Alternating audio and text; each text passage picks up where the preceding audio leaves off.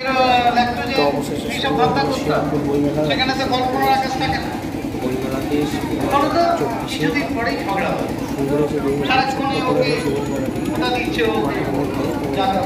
বেশ কিছু স্টলে দেখাবো কি বই এসছে মানে চ্যানেলটিকে সাবস্ক্রাইব করবেন, লাইক এবং শেয়ার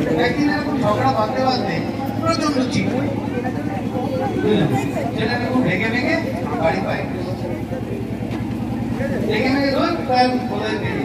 বেরিয়ে এসে দেখে সামনে একটা লোক সাদা ঝকঝকে দাম বের করে বলছে মাজন নেবেন। খুব স্বাভাবিকভাবে লোকটা লেগে গেছে, বাড়িতে অশান্তি, বাড়ি থেকে বেরিয়েই সে শুনছে মাজন নেবেন, তাও দাম বের করে। আপনাকে এখানে কে বাড়িয়েছে? কেন এখানে মাজন বিক্রি করতে গেলে কি আপনার পারমিশন লাগে? শুরু হয়েছিল হাসি দিয়ে, কিন্তু গল্পটা শেষ হচ্ছে একটা অদ্ভুত বিষয়। সুতরাং এই অনুগল্প বা সাহিত্যের এই একটা টার্গেট, সাহিত্য শুধু অনুগল্প কেন, কবিতা, গল্প, উপন্যাস, প্রবন্ধ যাই হোক, আমার মনে হয় লেখকের সামনে তিনটে প্রশ্ন থাকে যে কোনো লেখক। 1 নম্বর হচ্ছে কি লিখবো, 2 নম্বর হচ্ছে কেন লিখবো, 3 নম্বর হচ্ছে কিভাবে লিখবো। অনুগল্পের ক্ষেত্রটাই, কিন্তু অনুগল্পের শক্তি অনেক বেশি, কারণ আপনারা বই কিনুন আমাদের শ্রীরামপুর বইমেলা থেকে। আর একটা ছোট্ট কথা বলে দিই, আজকে এবং 14 তারিখ আমাদের কুইজ অনুষ্ঠান হবে। এই কুইজ অনুষ্ঠানের যে বইগুলো, সেটা আপনাদেরই দেওয়া যে বই আপনারা দিচ্ছেন, অনেকেই দিয়ে গেছেন, সেই বইগুলো আমরা পুরস্কার হিসেবে তুলে দেবো। তো আজকেও যদি কেউ বই দিতে চান, আমাদের দেবাশিস মন্ডল স্যার আছেন বা আমাদের বইমেলার যে কোনো কমিটি আছে তাদের হাতে তিনি দিতে পারেন। অনেক ধন্যবাদ। আবার কোনো একদিন ওনাকে ডাকবো, ওনারা যুক্ত হবো। আমরা ফিরে যাচ্ছি আমাদের পরবর্তী অনুষ্ঠান আজকে।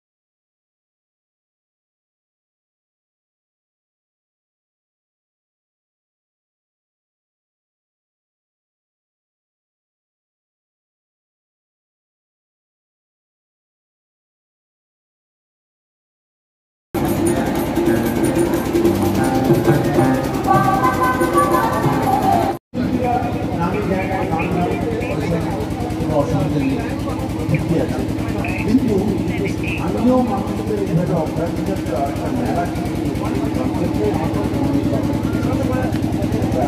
নদীর ইংরাজি নতুন বছর শুরু হয়েছে, সর্বপ্রথমে ইংরাজি নতুন বছরের শুভেচ্ছা জানাই।